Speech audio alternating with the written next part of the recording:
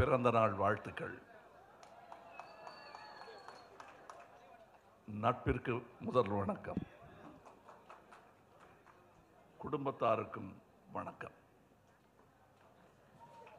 இங்கே என் நண்பரின் நண்பர் பிரிட்டோ அவர்கள் பேசும்பொழுது இது எத்தகைய விழா என்று புரியவில்லை. நல்ல விழா என்பது போல் துவங்கினார். அதற்கு விளக்கம் அளிக்கும் வேலையை கணேஷ் அவர்கள் செய்வார் என்று எதிர்பார்த்தேன். ஆனால் அந்த பொறுப்பு என் தோளில் வந்திருக்கிறது. இது நட்பு உறவாக மாறும் விழா. அவருக்கு பிறந்த நாள் விழாங்கிறது வந்து எல்லாருக்குமே தெரியும். ஆனால் இது எங்களுக்குள்ள இருக்கக்கூடிய ஒரு பரிமாண மாற்றம் ஏற்பட்டு இருக்கிறது. எங்கள் உறவு நட்பு உறவாக மாறுகிறது. அதை உங்கள் தாயார் முன்னிலையில் அது நடக்கிறது, உங்கள் குடும்பத்தார் முன்னிலையில் அது நடக்கிறது. இனி என்னை நண்பர் கமலஹாசன் என்னும் நீங்கள் விழிக்கும் அந்த விழிச்சொல்லை மாற்றி அமைக்கும்படி தாழ்மையாக கேட்டுக்கொள்கிறேன். இனி நான் நண்பர் கமலஹாசன் அல்ல. இந்த குடும்பத்தில் உறவு என்ன உறவு சொல்லி விழிக்க வேண்டும் என்று அன்னையாரிடம் கேளுங்கள். அவர் ஆணைப்படி என்ன உறவு சொல்கிறாரோ அந்த உறவை சொல்லி என்னை விழியுங்க. அண்ணன் என்று சொன்னால் அண்ணன்,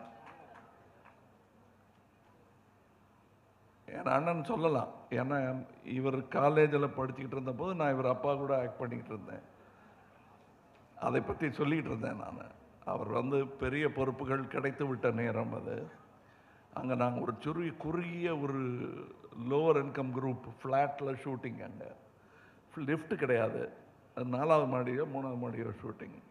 அங்கே ஏறி வந்து அது கூட இருந்த சக நடிகையெல்லாம் மயக்கம் போட்டு வந்துட்டாங்க. 83 84 அவருடைய உடல் நலம் முழு வீச்சில் உச்சகட்டத்தில் இருந்தது என்று சொல்ல முடியாது. நான் சின்ன பையன் அப்போ அவர் வந்து காலையிலிருந்து மாலை வரை ஃபேன் எல்லாம் கிடையாது. அந்த வேலைக்காக உட்கார்ந்துருந்தார். அப்போவே அவருக்கு நல்ல அரசியல் பதவிகள் எல்லாம் கிடைத்து விட்டது. கலையின் பால் அவருக்கு இருக்கும் அன்பினால் அவர் அந்த ஒரு நாள் பூரா அங்கே உட்கார்ந்துருந்தார். எனக்கு பதட்டமாகவே இருந்துச்சு.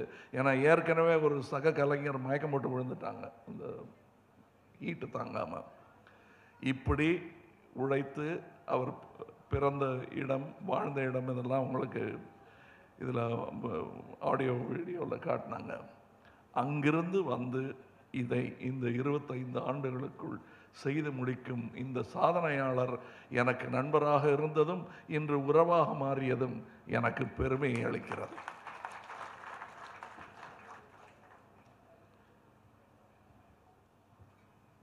பறவைகளின் ஓமானம் சொன்னார்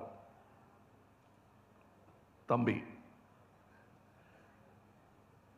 நான் எப்படிப்பட்ட பறவை என்னும் ஓமானத்தை பிரிட்டோ அவர்கள் சொன்னார்கள். பறக்கிறேன், மக்களுக்காக பறக்கிறேன். கூட யார் வந்தாலும் அங்கே நண்பர் சொன்னது போல், அறிவிப்பாளர் சொன்னது போல் வேட்டையாடி விளையாடுவதல்ல என் வேலை. கூட பறப்பேன். நான் எப்படிப்பட்ட கழுகு என்று சொல்லிக் கொள்கிறேன். நான் கோழி குஞ்சுகளுடன் வளர்ந்த கழுகு. நான் கழுகென்றே எனக்கு தெரியாது. மக்கள் சொல்லிக் கொடுத்தார்கள், நீ கழுகு, விரித்துப்பார், சிறகு விரியும் என்றார்கள். விரித்தேன், விரிந்தது. பற என்றார்கள், பறக்கிறேன்.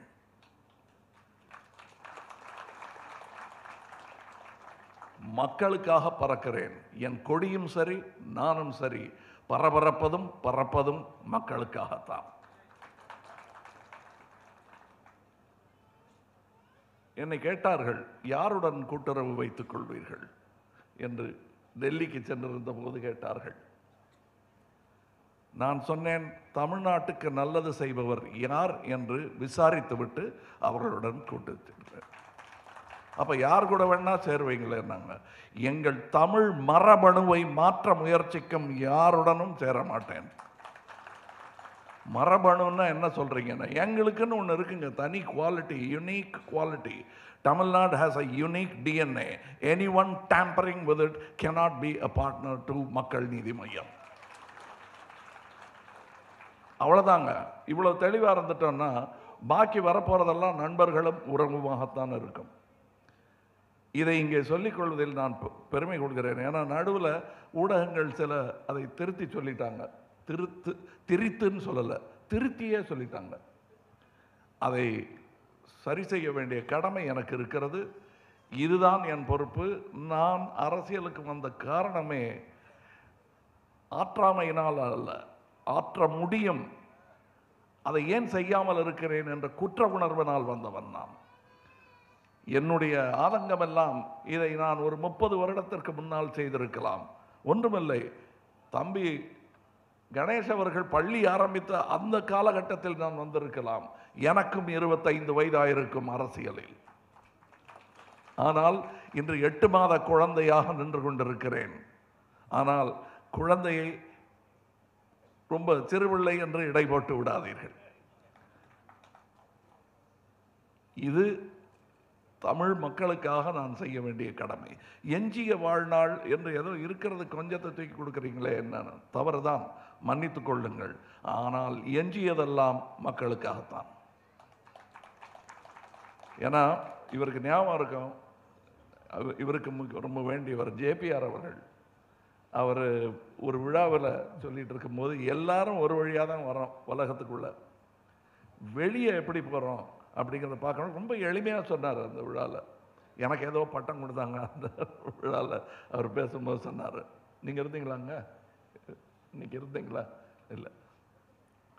பட் அந்த பட்டம் கொடுக்கும்போது சொன்னார் அவர், இது எப்படி வெளியே போகிறோங்கிறது தான் முக்கியம். அது எப்படியோ ஒரு சின்ன வார்த்தை தான் என் மனதில் தைத்து விட்டது. அன்னிலேருந்து யோசிச்சுக்கிட்டே இருக்கேன்.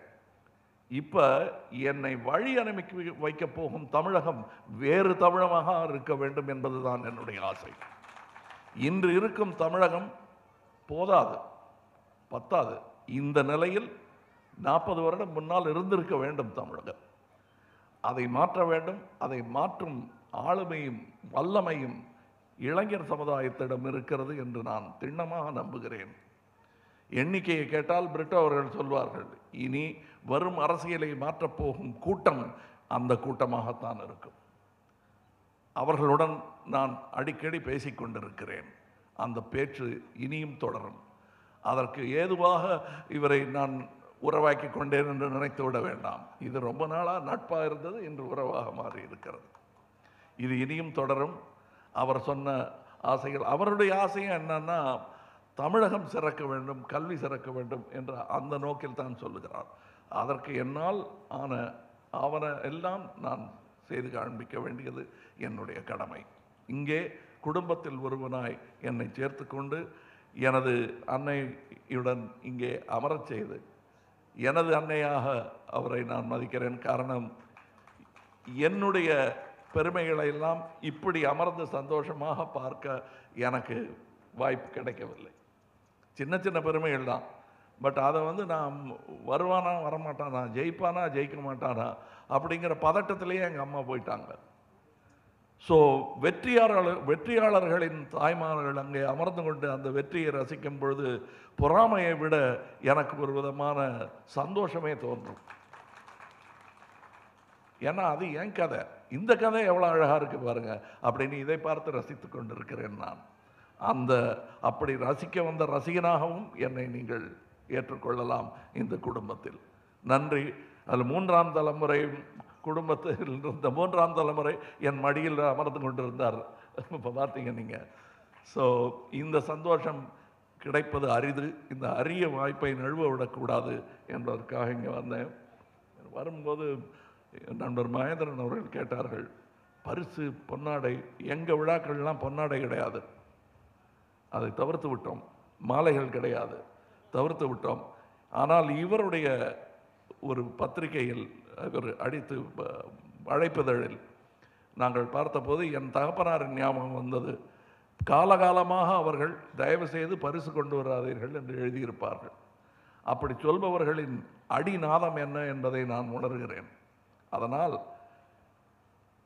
ஏன்னா இந்த அன்புக்கு ஒரு விலைப்பட்டியல் மாதிரி ஆகிடும். பரிசு கொண்டு வந்தான்னா அதுக்காக தான் அவங்க வந்து பரிசு கொண்டு வராதீங்கன்னு சொல்கிறாங்க. இல்லை, இது வந்து ஒரு பண்ட பரிமாற்றம் மாதிரி ஆகிடும், அதுக்காகவும் பயந்துக்கிட்டு பரிசு வேணான்னு சொல்லுவாங்க. ஆனால் பரிசு கொடுக்கணுங்கிறது வந்து சம்பிரதாயம், ஆசை இதெல்லாம் இருக்கிறது. இன்று அவர் எப்படி எனக்கு தன்னை உறவினராக கொடுத்தாரோ அதே பரிசை உங்களுக்கு ஒரு அண்ணனை பரிசாக அளிக்கிறேன் என்று. வெறுங்கை தான், கட்சி ஆரம்பிச்சிட்டாலே கை அப்படி ஆயிடும்னு நினைக்கிறேன். அது சுத்தமாக இருக்கிறது என்பதனால் இந்த பரிசை நீங்கள் சந்தோஷமாக ஏற்றுக்கொள்ளலாம்.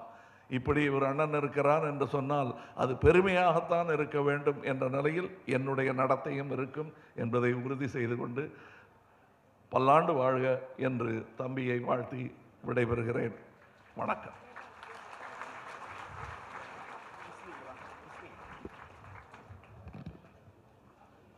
எட்டு மாத குழந்தை என்றார். இந்த 8 மாத குழந்தை விஸ்வரூபம் எடுத்ததையும் தமிழகம் பார்த்திருக்கிறது, எடுக்க போவதையும் தமிழகம் பார்க்க போகிறது. இங்கு எங்களுடைய குடும்பத்திற்கு புதிதாக இன்றைக்கு வந்து இணைந்த, ஆனால் மனதால் பன்னெடும் காலமாக எங்களோடு இணைந்திருக்கின்ற பத்மஸ்ரீ டாக்டர் கமலஹாசன் அவர்களுடைய அற்புதமான வாழ்த்துரைக்கு அனைவர் சார்பாகவும் நெஞ்சார்ந்த நன்றியை உங்களுக்கு